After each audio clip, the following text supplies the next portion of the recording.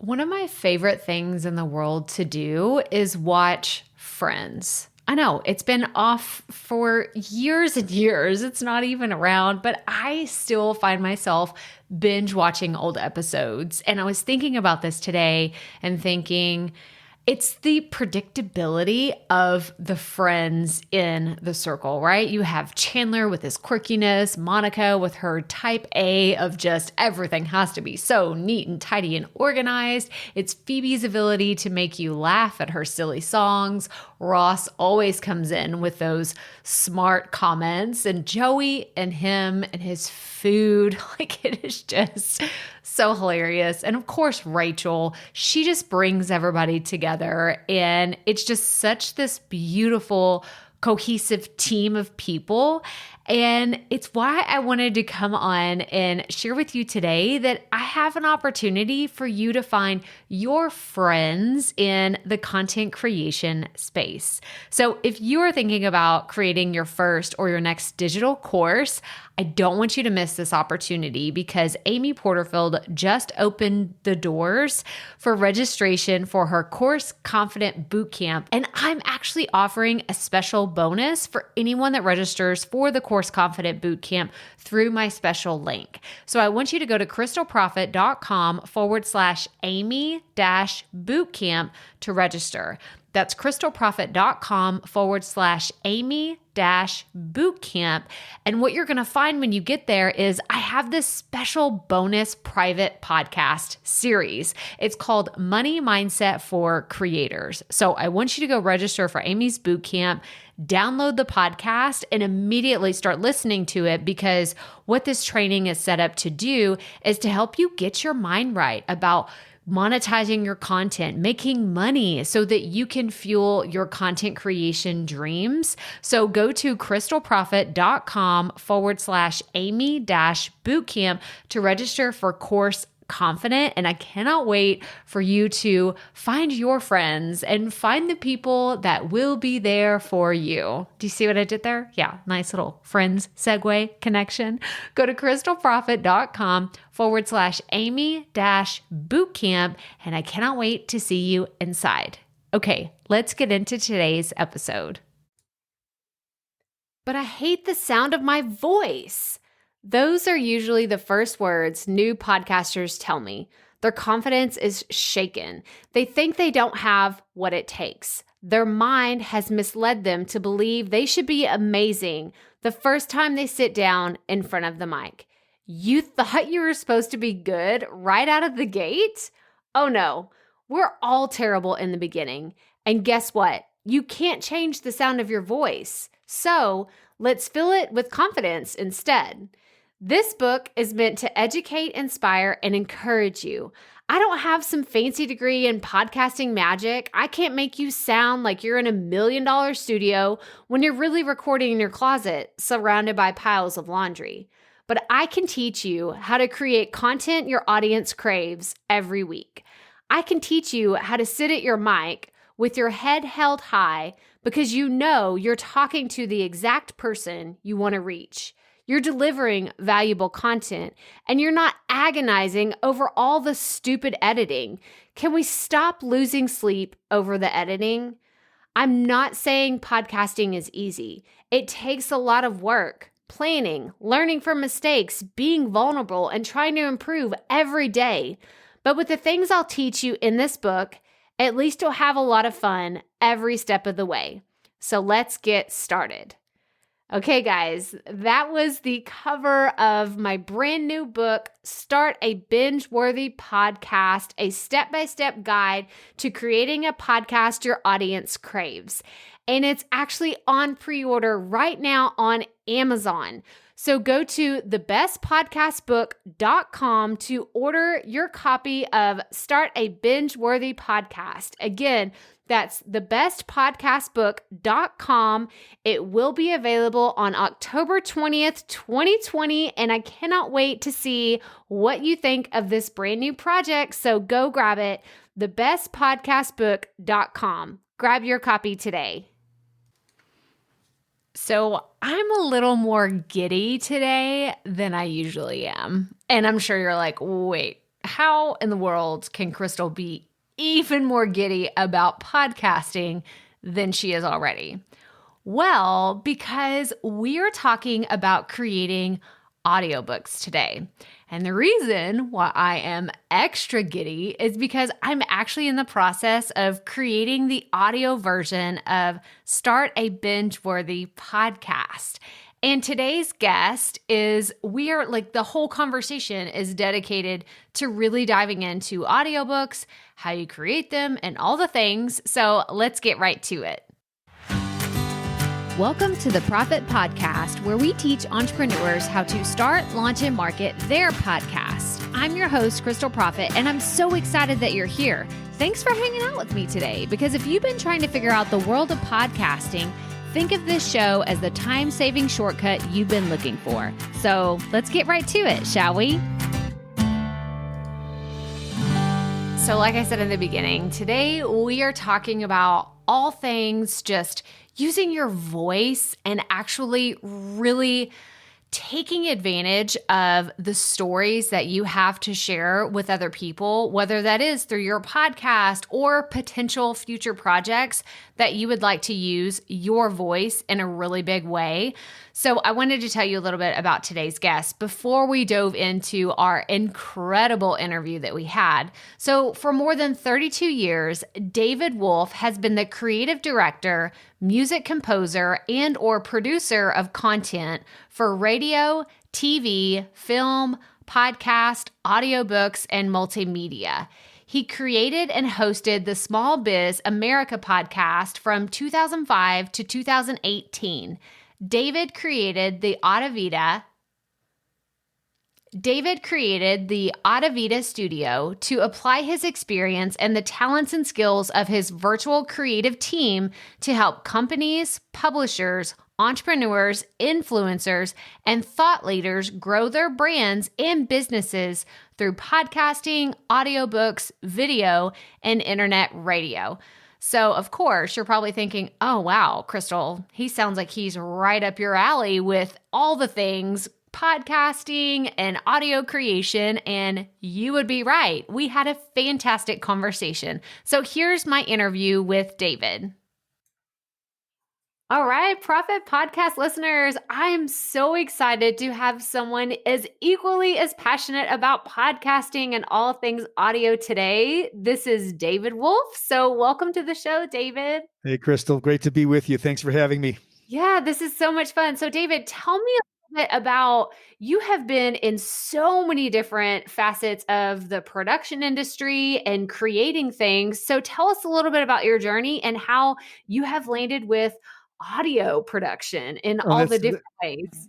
Oh, thank you for the question. It's the broadest question, and we love to talk about ourselves, don't we? So I will.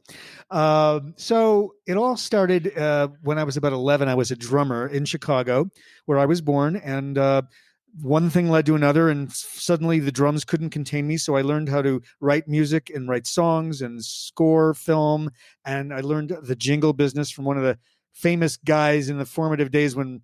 This dates me a little bit, but this is a guy, he was older than me, but he lived during the transition in advertising from radio commercials to television commercials. So, and was one of the three big jingle houses, as they used to call them in Chicago. Dick Marks was his name. In fact, I had a dream about him last night. We won't go there. But anyway, so he was my mentor in the business, and I learned the business, got married in 85, moved to Dallas, Texas. We were talking offline about Texas and Dallas, and started my own production company called Cry Wolf Music. And the whole model there is I'm creating musical things, working with singers and musicians in recording studios to solve a marketing problem for an advertiser or a filmmaker. That's really the essence of what I was doing. So it wasn't about me like doing my own album debut or being a rock star or the artist. It was always a supportive role, working with filmmakers and working with perhaps radio scripts, where the music is a supportive part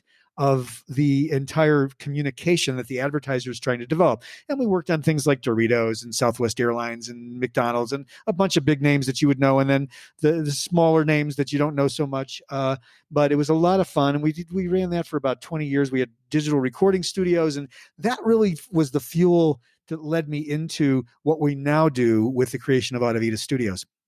That's awesome. That's awesome. And I'm sitting here imagining how much things have changed since you first started, since you were Oh like, my God. you and your mentor. And I mean, so what has been the biggest shift in the last, let's just say the last year in your production studios? Like, what's been the biggest change that you've seen emerge in the market and everything that you've been doing? Well, the big shift may not have been within the year. That's a shorter length than I can even. There may be an answer to that question. I'll get back to you on that. Look, when I started in the business many years ago, and I hope you don't mind me morphing your question a little bit. I mean, there was no such thing as MIDI. MIDI is the musical digital interface that musicians use when you have a keyboard and you plug it in and it plays a bunch of library sounds, right? So a lot of people have seen this because it's pretty prevalent in all pop music.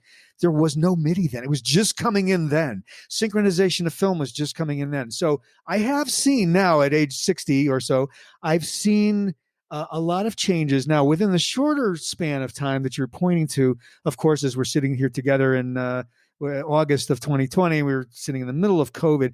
So I created Audavita about 2 years ago, hard booted it to be a virtual company. So I think one of the things about all of this, and even as a podcaster, you know this, is that so much of the creation of content and the distribution of content is there's no physicality to it. We're basically moving information. We're recording, we're producing in private studios, and then we're moving into distributing them through digital channels, all digital channels. And as you know, we're involved with audiobooks and podcasts, and both of those products that we deliver have nothing to do with anything physical. So maybe that's longer than a year.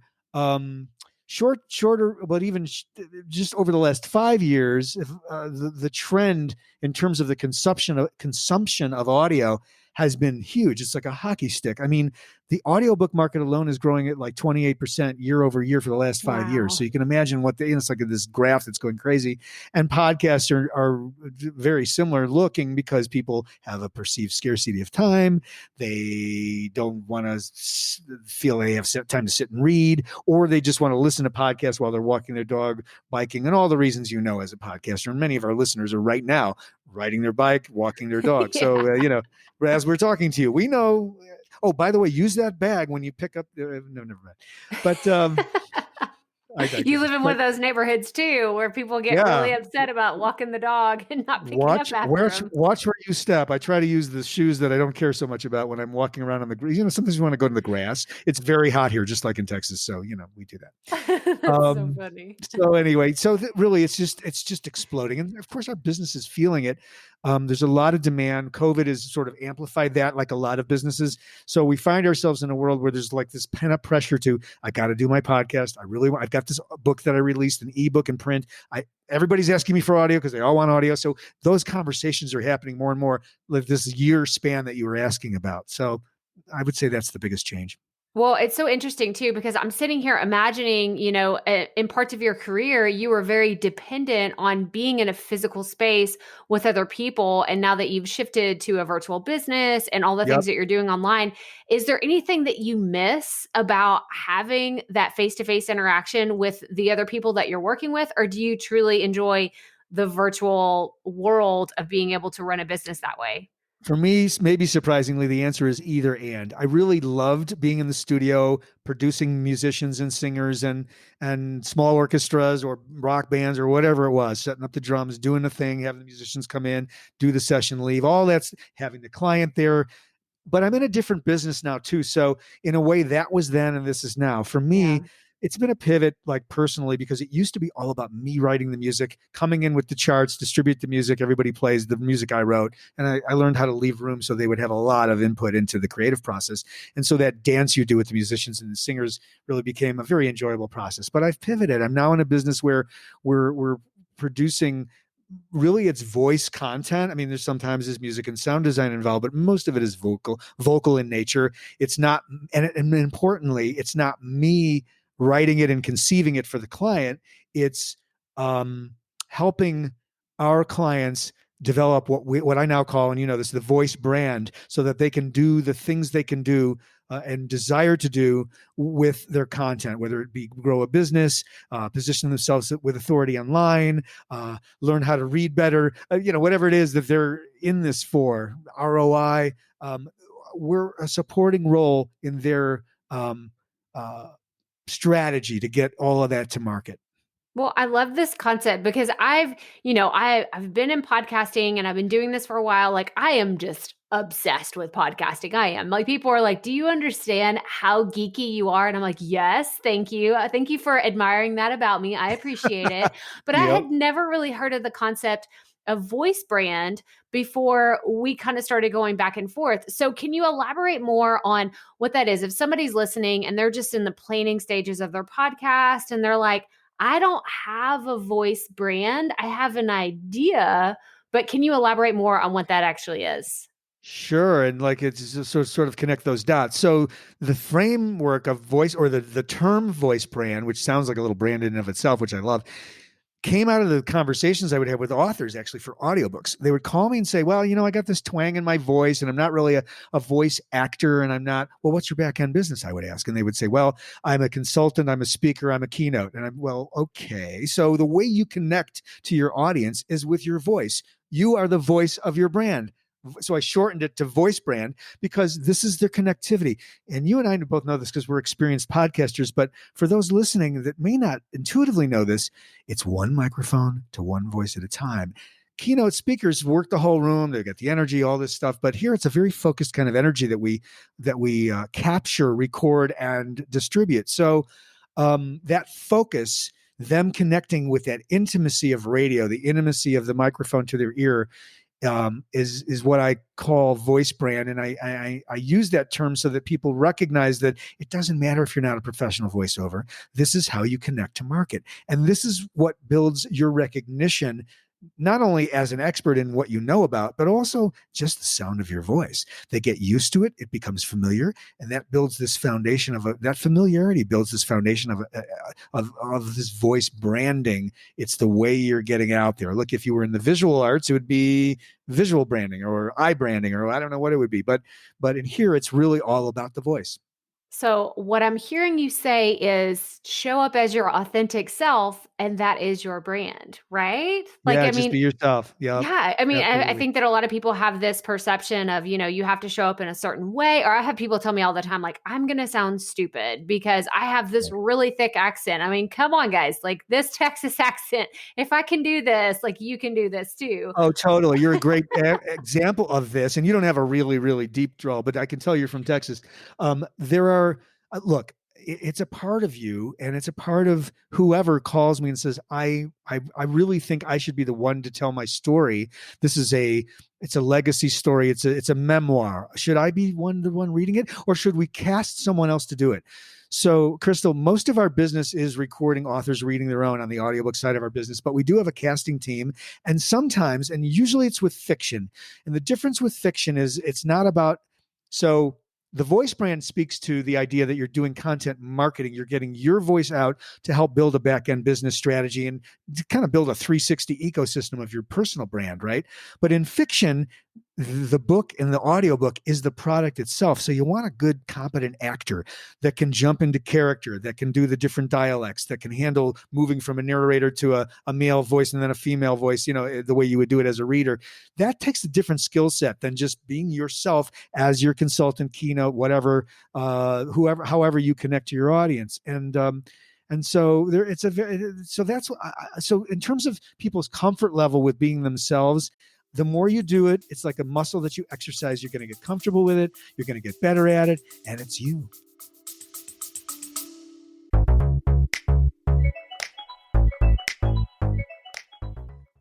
Being a woman in business comes with its own unique set of challenges, but also so many opportunities. We get ahead by leaning in to what makes us different from business as usual. I'm Samantha Hartley, host of Profitable Joyful Consulting, inviting you to a special 6-episode series exploring the experience of being a woman in business. You want to hear from women consultants who've hit $1 million, who sell 6-figure engagements, or who've broken their own revenue ceilings? Yeah, those are my clients, and they'll be sharing too.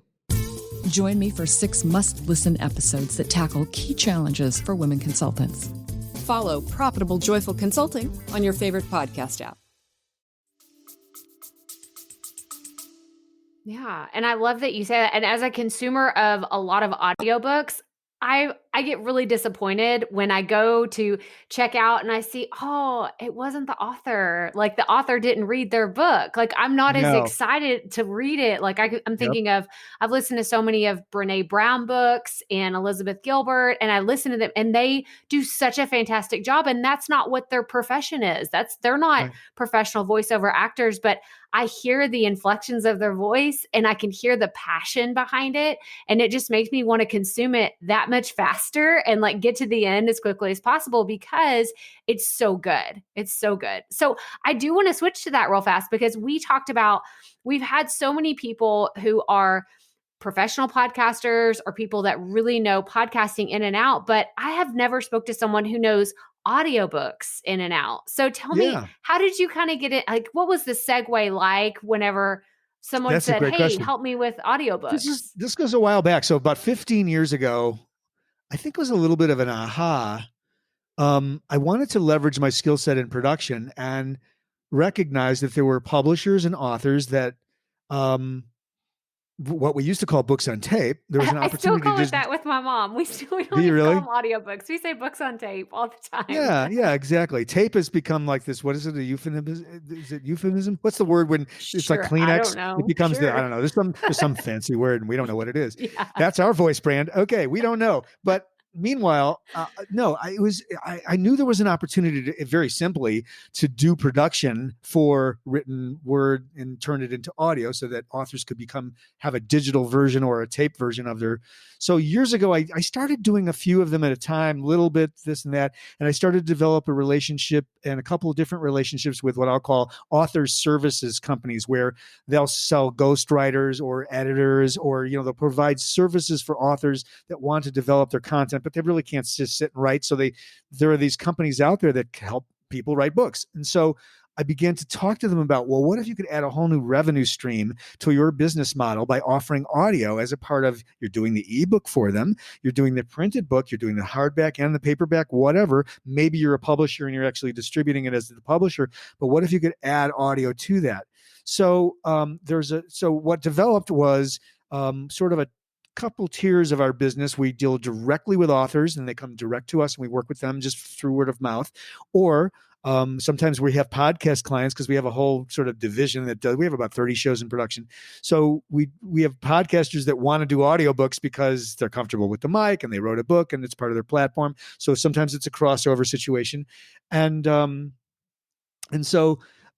Or we have publishers that we deal with where it's like a one-to-many business model for us, B2B, where we're either white labeling our services. So we essentially become their audio production department for their publishing division. And that's the model we really, really like because it's B2B, it's very efficient, and they're dealing with a lot of authors. So for us, it's a good business model. And we really help them find new revenue that they may not have found because they don't know how to do audio. And this is something we really know how to do. I've got about a dozen audio engineers in my network of people, about 6 close to me, podcast team, audiobook editors, and then producers that work with the authors to get them comfortable. That sort of round back around to your interest in the audiobook side. And I'll talk you through the process if you're interested and we have time. But basically, we have producers that work with our authors, helping them get the best performance they're capable of. That's our job, is to pull their voice brand out and deliver a product that they can be proud of, but it's really them. It may not be perfect. It's not, it's not the voice of God, whatever, but it's them doing what they do. And you can feel their emotion. A lot of our books have been very emotional. Some of them are business books, and that's a different animal. But some of them have been like, the arc of a divorce, the process of going through a horrific divorce, or a woman who wrote a book about her severely autistic son and how she managed through the birth all the way to now he's 20 years old. I mean, this is emotional content. Them reading it, and as I think this is pointing to what you were saying, it's like if it's not them telling their own story, it's just not going to have the thing, the heart. Yeah, for sure. And I'm imagining there's a few of students in my community and members of just people in my podcast platform that I have seen talk about these amazingly majorly emotional, like what you were talking about, topics on their Yeah. podcast. And Yeah. I know that a few of them are listening right now and they have a book inside of them. So if they wanted to do that, like they're like, okay, I'm going to get my podcast off the ground. And I think that creating a book, writing it, and doing all the things could eventually lead me to an audiobook. What does that process look like? Because I'm curious to know from myself as well, but I really Yeah, want, we'll talk through. I'm gonna pretend like yeah, you're okay. You just wrote I'm your Crystal wrote a client. book, I'm your and now brand new okay, client, great. David. Let's So walk through it. Crystal, I'm going to talk you through the situation. So here's how the process looks, and then at the end I'll ask you for your manuscript, and then you'll understand why by that point. So so basically, we have a remote recording system, end-to-end recording. We use the very platform that you and I are using to record this show. It's called Squadcast. No, the author, our client, doesn't have to buy it. We're controlling the recording process. So we send once we've decided all of the scheduling, we meet online like this, and we begin recording your audiobook. You are working from a PDF copy of your manuscript, and we have a PDF that matches it, and we're marking it on our iPad for our audio editors. So in a series of 90-minute sessions, and that's about as much as anybody can handle to keep the Right. energy at the same level.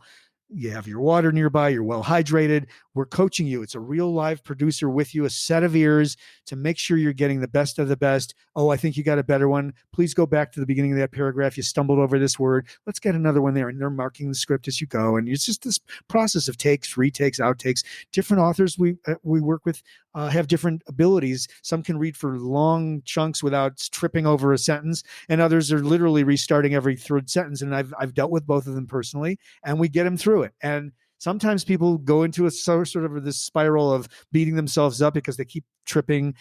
Some people have a tendency to accelerate when they read, or other sort of habitual things that maybe were formed when you were asked to go to the front of the room in third grade and read, the chapter 7. So some people change the way they modulate their voice when they read. They're like sing-songing, and it's not really them connecting. So our producers are trained and sensitized to make, by virtue of someone's there, just read it to me. Don't get in your head and trying to read it perfectly. Just, it's getting comfortable with that environment. So we go through these 90-minute sessions, and then while we're doing that, we're uploading the audio to the cloud.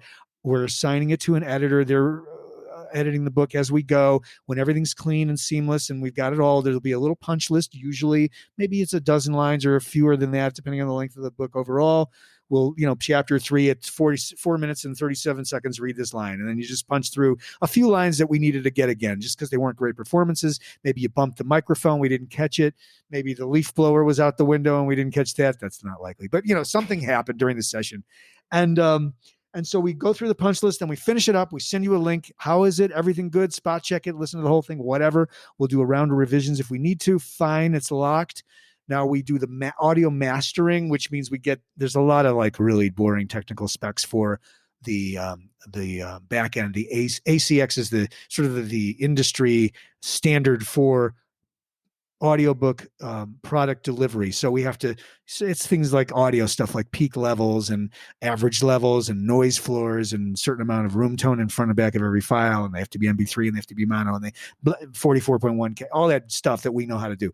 So we get it all done and it's ready to go. Our pricing model is driven by word count, which is somewhat, I think, unusual. So we don't charge by the hour. If you have to re-record chapter 3, we're cool with that. We'll do it. It's a project rate. So we charge a certain number of cents per word to record with a producer, edit, post-produce, and do your cover and help you get it up online for sale on Audible, Amazon, and iTunes.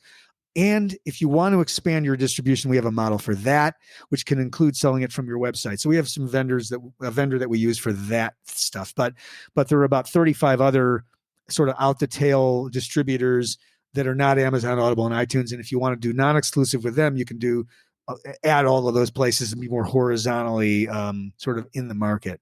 So that's the short version. Sorry, that was a fire hose, wasn't it? No, that was so incredible because so many of the things that you're talking about, I have done research because I recently wrote a book and I'm going to publish it soon. And I've been kind of doing my own research. So I did know what the ACX was. I'm like, oh, I saw that checklist that you have to do before you submit to Yep. Audible. I didn't know what any of it meant, but I was like, I've seen that there's a checklist. So I do know what you're talking about, but it's really exciting because at the end of the day, I mean, I think about all of the people that are listening to this show, they are producing content right now that could be gearing them up to create an audiobook in the future, or could give them kind of the foundation of what an actual book would look like in the future because they're producing this content. And if they're creating it for a specific market, a specific purpose, then they could actually repurpose that content and create an audiobook, a physical book, an ebook, all the platforms that you already mentioned.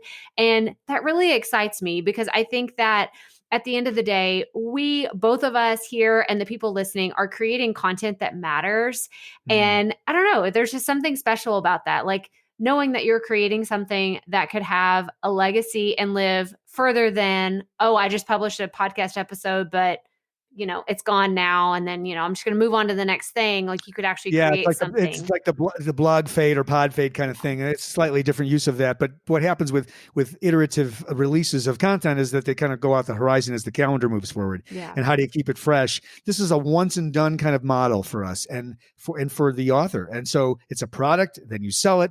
And you're giving your consumers a choice. They've got print, they've got ebook, they've got audio. And by the way, interesting data, the audiobooks are outselling and outstripping the growth of the ebook market. You may have seen that. I see you nodding. So it's been fascinating to see and curious in a way why Kindle is not growing as fast as audio. But I think maybe it's just catching up, and maybe that's why the growth is higher. Well, I know for me personally, I prefer audiobooks. If it's not audiobook, I like to read a hard book, like an actual paperback book, or an audiobook. I'm not a fan of the e-readers. I used to for a while, but whenever I like to unplug and read an actual book, I don't like any devices around me whatsoever.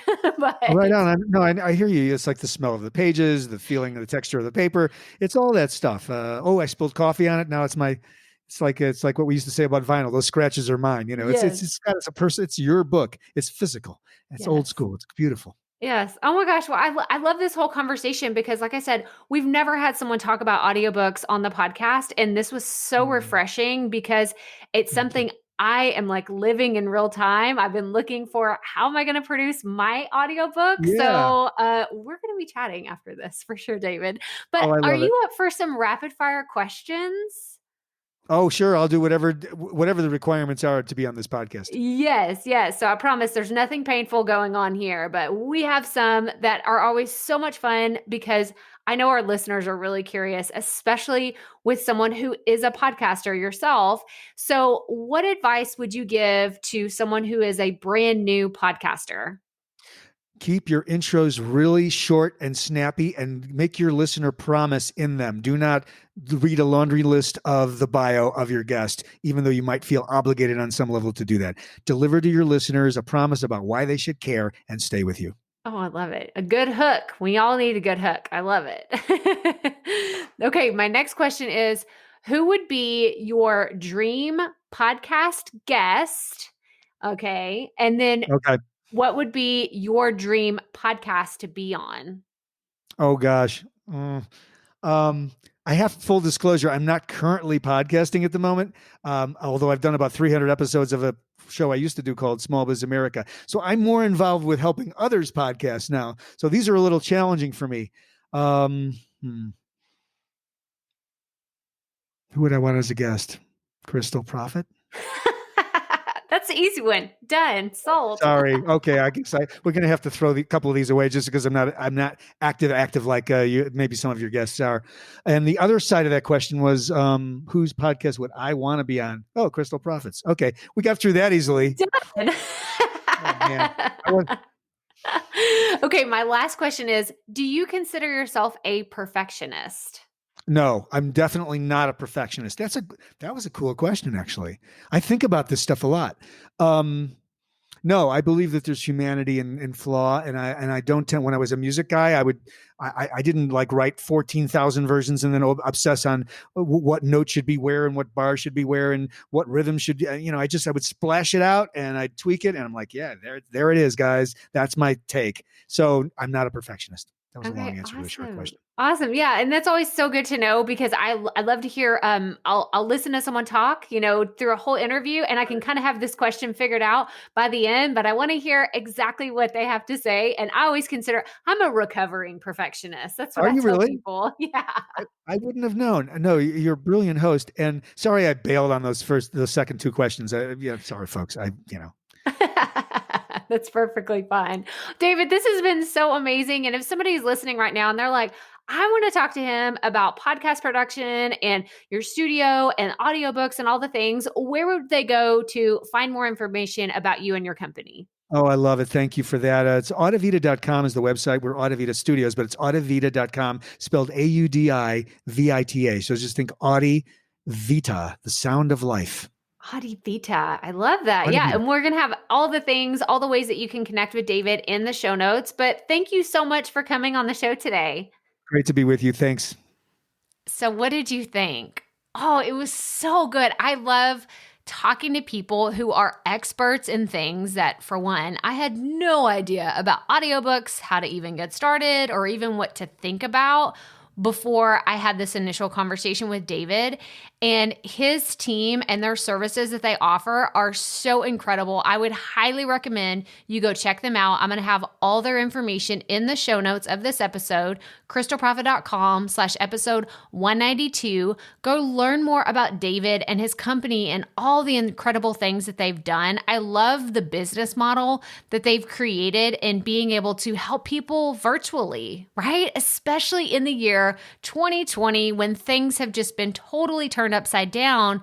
His business isn't reliant on people going into a physical studio to record, whether it's their audiobook, their creative designs that they're working on, or other types of podcast. I love this so much that we can do so many things that are going to impact so many people from the comfort of our homes. So go check them out. Go to the show notes, crystalprofit.com/episode 192. And that's all I have for you today. So if this is your first time tuning in, I'm going to encourage you to subscribe wherever you're listening to this podcast. And remember, keep it up. We all have to start somewhere.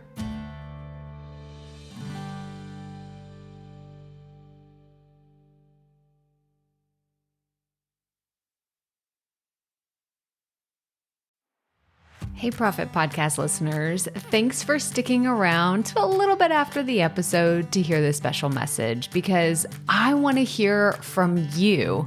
We are starting a new segment called Fan Mail Shoutouts, and I want to hear from you, and I want to hear your questions. What do you want to know? What questions have you been dying to ask me? So here's how to make this happen. Go to the app where you're listening to this podcast right now. Go there. I'll wait a second. Okay.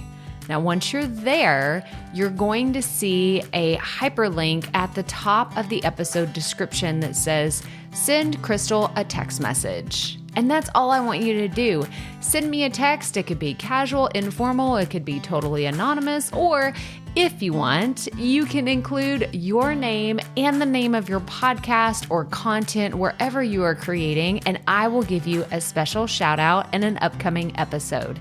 So again, go to the show notes for where you're listening to this episode right now, and it will say, send Crystal a text message. And I cannot wait to hear from you and give you a shout out in an upcoming segment of Fan Mail Shoutouts.